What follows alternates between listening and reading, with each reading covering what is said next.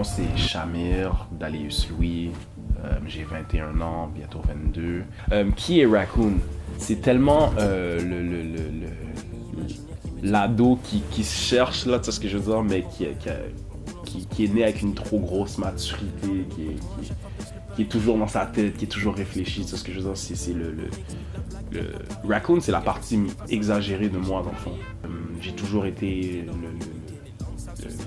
le sage de mon équipe, le gars qui pense, le gars qui a toujours des idées, qui a un sujet de conversation, comme quelqu'un qui prend le temps de réfléchir à ce qui l'entoure, qui est proche de ses émotions, qui essaie de comprendre les gens. D'où je viens? J'ai grandi à Montréal-Nord de mes premières années jusqu'à mes 9 ans. Ensuite, j'ai déménagé à Pointe-aux-Trembles et j'ai grandi à peu près dans l'est de Montréal. Fait que, genre, entre Rivière-des-Prairies et Montréal-Nord. En tant que là, c'est quoi tes influences principales? Quels sont, mettons, exemple, je te dirais les 3 albums durant ton secondaire qui pourraient me faciliter à peindre l'image de Raccoon, si je veux me l'imaginer en tant que tel? J'ai eu une phase où est-ce que j'écoutais vraiment...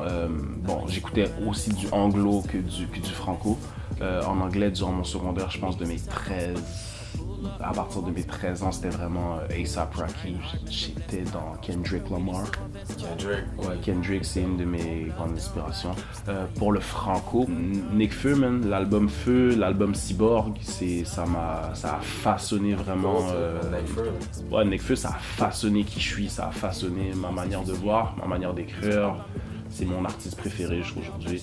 Vers la fin de mon secondaire, je suis vraiment tombé dans le rap québécois, genre, donc Corias, Loud Larry et Joss, OK6A, La Claire Ensemble. Pendant tout le temps, mon secondaire, ça variait entre les deux.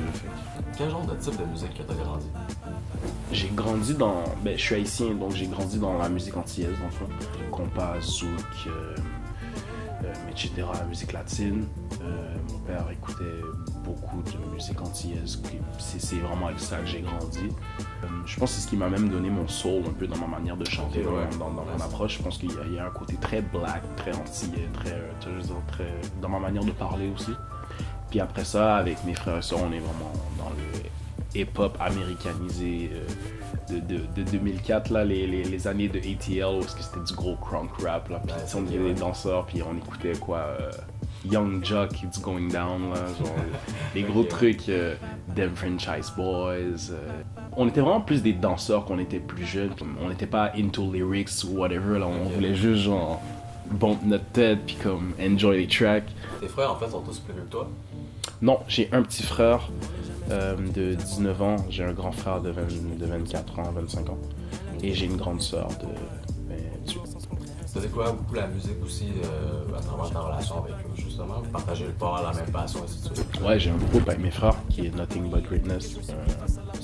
C'est sans pour autant être super loin de ce que je fais, c'est différent. Là. Dans quel projet t'as commencé à écrire? Ça, c'est une bonne question. J'ai commencé à écrire, c'est tellement anodin, parce que mon grand frère avait commencé le rap bien avant nous. Justement, son ami avait un mic, c'était un beatmaker, puis ils enregistraient des trucs. Fait que les premiers tracks, hors genre les stars qu'on connaît là, que j'ai écouté, c'était vraiment mon grand frère. Fait que moi puis mes amis, on écoutait ces tracks, puis ces trucs comme ça, puis ça m'a comme donné envie de faire du rap sans pour autant savoir comment faire. Mais j'ai toujours été proche de l'écriture, j'ai toujours été quelqu'un qui aimait écrire. Ma mère m'a enfoncé ça dans le crâne, l'écriture, la lecture, là, c'était genre les punitions que je faisais, que j'avais quand je faisais une connerie, c'était va lire tel livre, fais-moi le résumé, tu me copies telle page du dictionnaire, fait qu'on me l'a enfoncé dans la gorge là. Mais aujourd'hui je suis comme yes, c'est nice, c'est ça. Puis j'ai toujours écrit, j'étais le gars dans les productions écrites au secondaire qui dépassait toujours le nombre de mots. Pendant un atelier justement en secondaire 1, ma prof de français du secondaire, elle a vu que genre j'écrivais, puis c'était un atelier de poésie, fait que c'était vers la fin de l'année et tout ça. Puis quand le petit blague de la classe fait un poème, genre « Oh, ça ressemble à du rap! » C'est sûr.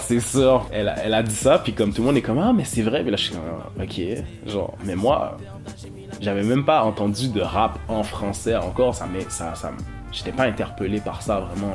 Là, quand elle a dit ça, j'ai eu un déclic, je suis comme « Ah ouais, ça peut me servir à ça, genre. » Fait qu'à partir de là, j'ai commencé à écrire sur des trucs, prendre des instrus, écrire des trucs, essayer.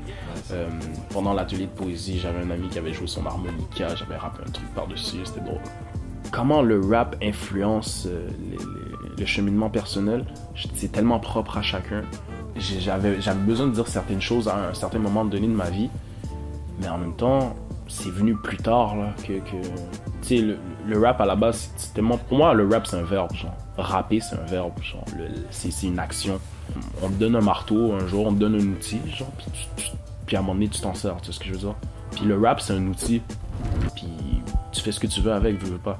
Mais moi, j'ai eu un moment dur dans ma vie, puis ça m'a servi à justement ça. Fait peu importe ce que tu fais avec, quand tu as acquis les bases du rap, ça peut tellement devenir un outil qui peut te servir à quoi que ce soit. Anecdote par rapport à ça. À un moment donné, j'ai eu une rupture à mon école secondaire. Mon ex dans le temps.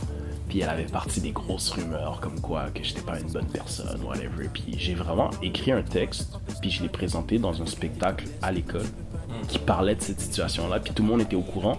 Puis j'ai comme réussi à équilibrer les choses, puis à vraiment mettre mon pied à terre. C'est comme ça que ça a vraiment réussi à changer quelque chose. Le concept du discours un peu, d'essayer de convaincre les gens, puis de montrer qui t'es, puis d'amener ton authenticité sur scène devant un public.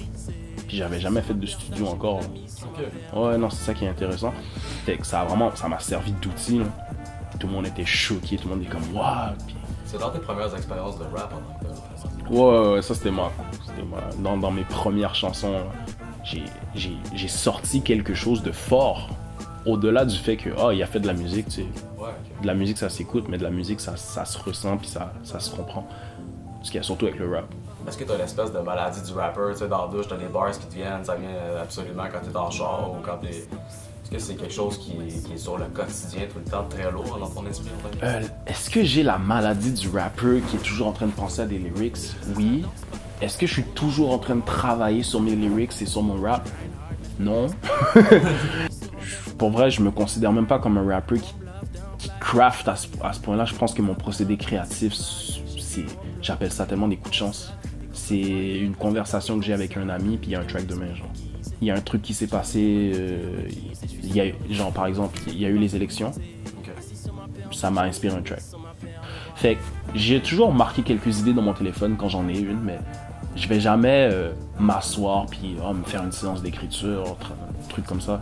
Non, je pense que c'est vraiment le moment où les idées qui viennent, puis c'est vraiment l'énergie du moment. Là. C'est des coups de chance que j'appelle. C'est vraiment incroyable quand même, parce que dans le fond, toi, t'es pas quelqu'un qui justement s'assoit et qui force ça, mais t'as une plume super lourde quand même. Là. C'est quelque chose qui est inné en fait. Là. C'est pas quelque chose que tu craft, comme tu dis, que tu build up par toi-même. C'est vraiment, ça vient tout seul comme ça dans une journée, tu peux le marquer comme ça et that's it.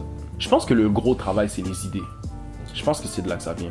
Parce que n'importe quel bon rapper peut écrire un texte, mais faut que tu saches décortiquer ton idée puis la rendre assez intéressante. Tu sais ce que je veux dire? Moi, je pense que c'est là qu'il est le travail. Je pense que, par exemple, la conversation que j'ai avec mon ami qui m'a inspiré le track, quand je vais être en train de l'écrire le track, même si l'idée est claire dans ma tête, le travail va se faire sur, ok, comment je l'aborde? Quand je change ma voix, est-ce que tel pattern est intéressant? Est-ce que je suis le seul à penser que c'est nice? Genre, est-ce que cette ligne-là a sa place? Est-ce que je devrais la répéter? C'est pas vraiment dans... Quand tu l'écris, c'est dans penser ta chanson. Je te parle d'Éternel. Éternel, c'est pas mes débuts de rap, mais c'est mes débuts de Raccoon. Donc c'est les débuts de Rack City, de ma manière de penser, les premières chansons vraiment structurées que j'ai faites, où est-ce que j'ai enregistré, j'ai passé du temps en studio avec mon équipe. On a travaillé. Ça, c'est vraiment le premier truc qu'on a travaillé. Autant au niveau de l'écriture, de la manière de poser. J'ai testé des choses tout en parlant de moi, sans me contraindre, sans me restreindre de quoi que ce soit. J'ai vraiment été all-in de A à Z. J'étais en plein dans ma dépression quand je l'ai écrit. Okay. Et à la fin du tape, dans les dernières chansons, parce que j'ai plus ou moins là, enregistré les tracks dans le même ordre. C'est vraiment... Okay. Ah ouais, dans l'ordre, c'était voulu pour moi. Fait que tout le long de la tracklist, tu sens un peu une guérison de ma dépression, tu sens un peu que j'en sors, et effectivement, ça a fait son effet. Fait que Éternel, c'est quand quelqu'un l'écoute, il assiste à moi qui devient éternel, qui fait la boucle un peu. Qu'est-ce qui s'en vient pour Raccoon, là? Écoute, là, je vais essayer de me faire voir le plus possible pour vrai. Je vais vraiment tout détruire, là. Je veux tellement tout détruire. Je me vois tellement pas faire autre chose. Je prends tellement ça plus au sérieux depuis que je vois que... Tu sais, oui, les gens me trouvent bon musicalement ou whatever, mais je pense qu'il y a des connexions qui se font. Je pense que les gens comprennent ce que je fais. Je pense que les gens pensent que j'ai ma place. C'est ça que je veux dire. Puis, ce qui me faisait peur au début, c'est je pensais que j'avais pas ma place. Tu sais, Éternel a pris son temps avant de sortir justement pour ça, parce que je me suis dit, bon, les gens vont peut-être pas entendre ça, whatever. Puis ça s'est tellement avéré être le contraire. Tout le monde a, tu vois ce que je veux dire, a adoré. J'ai eu des bons retours. Tu sais, fait que ce qui s'en vient pour Raccoon, ça va être la suite logique de tous ces trucs-là. Un meilleur format, une meilleure qualité de son, des clips. J'ai pas fait beaucoup de clips, j'essaie d'en faire un petit peu plus. Plus de visuels. Plus de visuels.